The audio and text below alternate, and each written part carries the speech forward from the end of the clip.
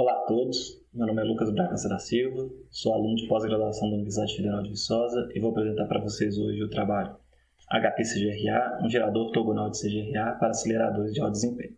Os autores do trabalho são eu, Lucas Bragança, o Maico Caneschi e os professores Ricardo Ferreira e José Augusto Miranda Nassif.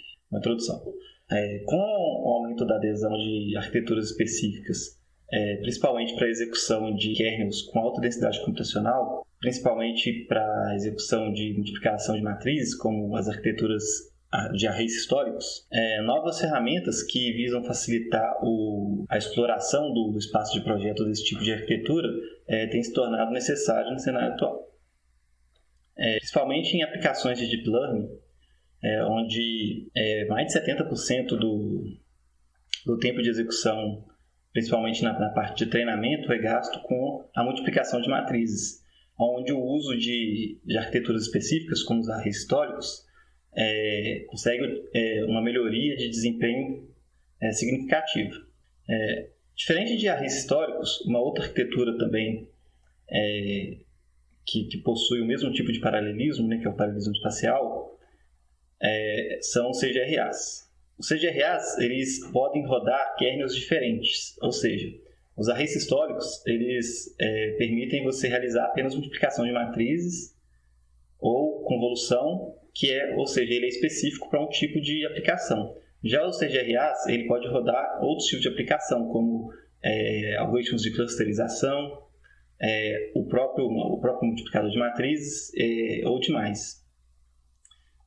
No mais, existe uma lacuna de ferramentas disponíveis para pesquisadores e desenvolvedores dessa área para gerar novos tipos de arquitetura de CGRA para realizar testes e medições.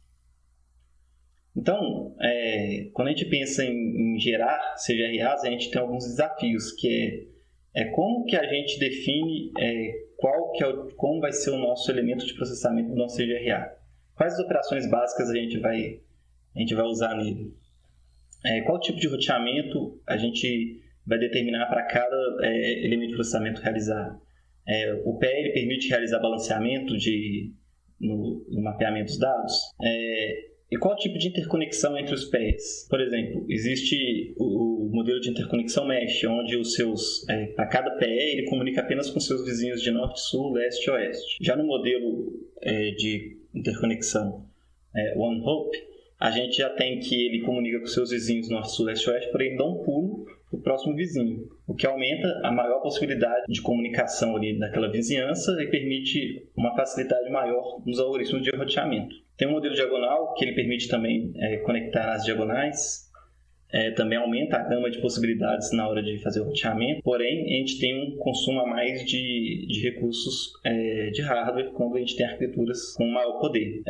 Porém, qual que é o melhor de usar? E se eu não quiser usar um padrão, eu quiser criar o meu próprio método de interconexão entre os PEs, um modelo, por exemplo, personalizado, onde eu quero misturar o diagonal com o hope? Então a gente tem esses desafios, que é como a gente gera uma arquitetura para saber se ela é boa o suficiente. Então, dessa forma, a gente propõe uma nova ferramenta que ela é capaz de gerar código Verilog para esse tipo de arquitetura, de CGRAs, onde eles podem ser aplicados em um FPGA ou diretamente em chip, por meio de uma descrição em alto nível.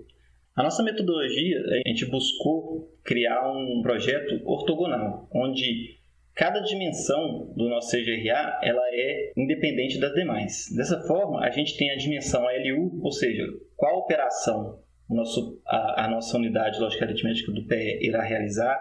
Então, ela é independente das demais. A gente tem uma dimensão para filas elásticas da LU, ou seja, qual o tamanho da fila, onde você quer colocar a fila, se você vai querer ou não. Então, isso é dependente das demais dimensões. A dimensão de roteamento, ou seja, um PE, ele é capaz de realizar o roteamento entre seus vizinhos? Ou ele apenas realiza o seu próprio roteamento do seu dado LU? Ele permite que outros vizinhos o usem como um roteador?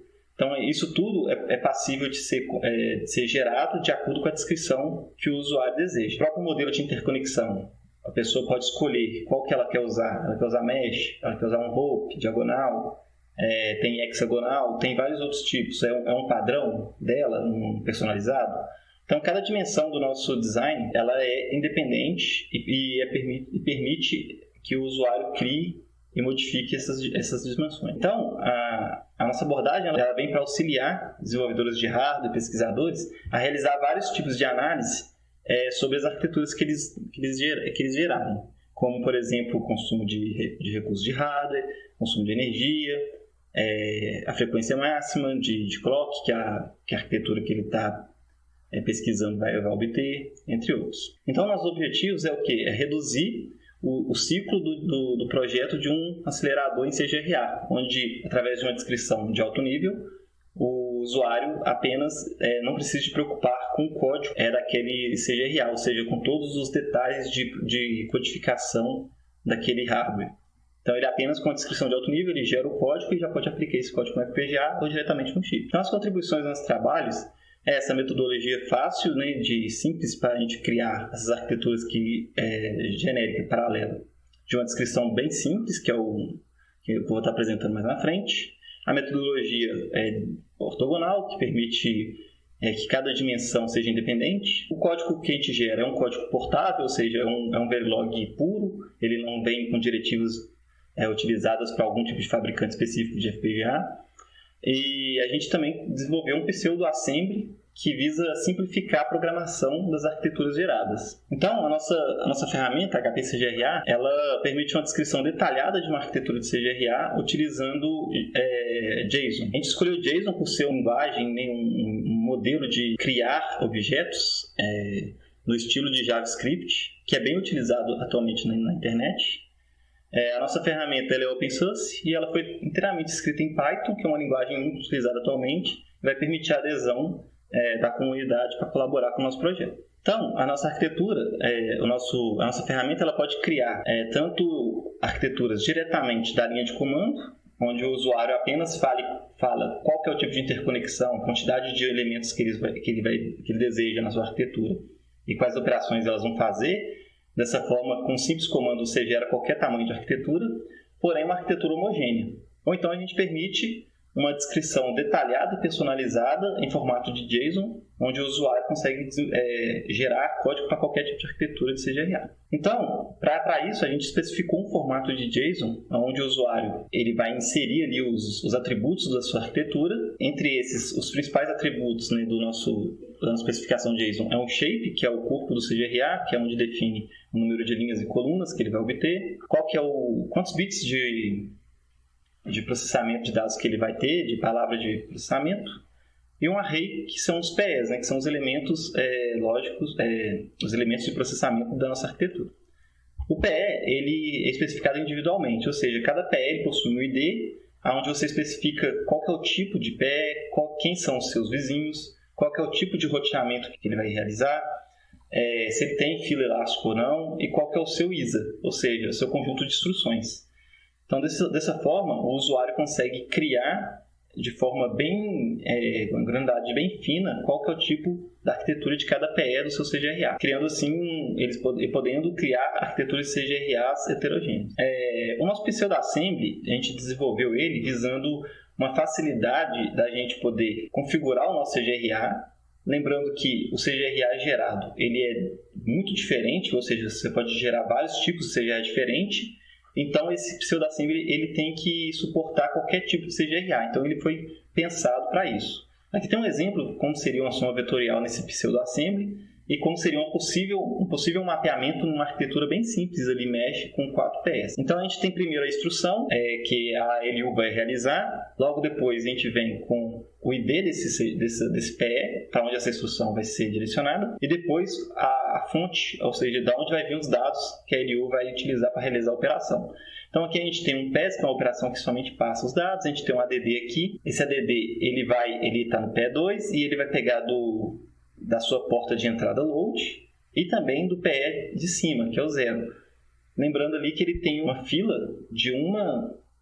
para colocar o atraso na entrada load dele, para que o dado seja sincronizado com o de cima. E aí, novamente, a gente faz um PES, e aí a segunda parte do nosso pseudo é você criar um roteamento entre esses elementos para poder enviar os dados para cada elemento e realizar ali a computação. Aí aqui está um exemplo bem, bem simples de como seria esse pseudo-assembly. Então, para isso, a gente também criou um modelo de reconfiguração parcial, onde cada PE ele é reconfigurado individualmente, e de forma rápida. Para isso, a gente criou uma bus de registradores que ela caminha em linhas e na primeira coluna para todos os PEs, e onde a gente consegue direcionar cada configuração por meio de um ID, que é aquele ID que o usuário desenvolveu no JSON. Ele coloca o ID lá e por meio desse ID ele consegue identificar qual PE ele quer configurar. E aí ela vai caminhando na bus, e aí quando o PE detecta que é o seu ID, ele se configura, né? Então, para avaliar a nossa ferramenta, a gente gerou um conjunto de arquiteturas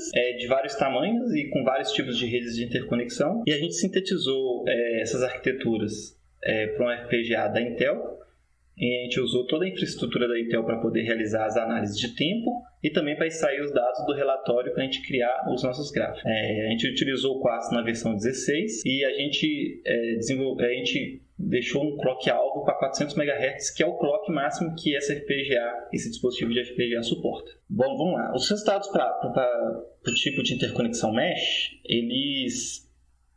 eles mostram que a gente tem um crescimento no uso de hardware que ele é linear à quantidade de PS que a gente usa, ou seja, de acordo com que a gente vai aumentando, a gente tem um crescimento ali no uso de recursos, porém um clock mais estável. Então a gente tem um clock estável que a gente pode observar nessas duas linhas de clock que ficou ali, mesmo aumentando o número de PS, ele não sofre muita oscilação. Aqui a gente testou com roteamento interno, sem roteamento interno e com roteamento total de cada PE. Lembrando que são CGRAs homogêneos. E a gente pode observar que existe uma queda de clock apenas para tipos de modelos de arquitetura, onde a gente não coloca filas elásticas na LU. Ou seja, filas elásticas ela é feita de registradores, e esses registradores acrescentam, quando são acrescentados no caminho crítico do PE, eles ajudam a melhorar a frequência de clock. Quando a gente não coloca, a gente tem uma queda, e essa queda pode ser observada também nas demais arquiteturas, que, por exemplo, na arquitetura com a rede de interconexão HOPE, a gente também tem uma queda quando a gente tem menos registradores no caminho ali das filas elásticas, mas mesmo assim é um clock estável e um clock perto do nosso alvo, em alguns casos até maior. Aqui é o diagonal, onde a gente pode ver também essa queda no clock para filas elásticas de tamanho 0. O hexagonal a gente observou também, porém ali a gente tem que o clock não oscila muito. Outro tipo de avaliação que a gente fez foi comparar com outro trabalho. A gente comparou com o trabalho de Taras e Anderson em 2019, onde eles fizeram a codificação de duas arquiteturas CGRAs da literatura, que é o Edris e o HiCube. Eles avaliaram o uso de recurso, frequência de clock, entre outros, e a gente pegou para comparar com os nossos. No caso, o nosso Edris, a nossa arquitetura gerada, ela é compatível com a Edris, ou seja, ela realiza apenas um roteamento por PE. E aí, como eles criaram apenas arquiteturas de tamanho 4x4, a gente compara quantos almos por PE eles utilizaram e nós utilizamos. Então a gente pode ver que tem um ganho ali no número de elementos lógicos que a gente utilizou, que é bem menos do que o que eles utilizou em média. E a gente pode ver que isso acontece também para o HiCube, que ele é compatível com a nossa arquitetura com roteamento total, onde a gente ainda teve um melhor aproveitamento de recursos de hardware por PE, e mostrando que o nosso código gerado ele é um código que está de qualidade, que permite também que a gente aplique, que ganhe maior velocidade de clock nas arquiteturas. Como conclusão e trabalhos futuros, a gente apresentou a nossa ferramenta HPCGRA, né, que foi uma forma simples de gerar código Verilog de arquiteturas CGRAs genéricas a partir de uma simples descrição de JSON. A nossa ferramenta é open source e ela está disponível no GitHub. Os resultados de síntese mostraram que a gente obtém uma frequência estável mesmo quando a gente aumenta o número de elementos do nosso CGRA. E como trabalho futuro, a gente pretende adicionar a interface de memória nas arquiteturas para permitir o acoplamento dessas arquiteturas em plataformas de alto desempenho. Eu gostaria de agradecer ao UFV, ao DPI da UFV pelo apoio, a CAPES pelo apoio financeiro, CNPq, FAPEMIG e a Intel pelo suporte nas ferramentas que a gente utilizamos. E aqui está meu contato de e-mail e o GitHub da nossa aplicação. Muito obrigado e até mais.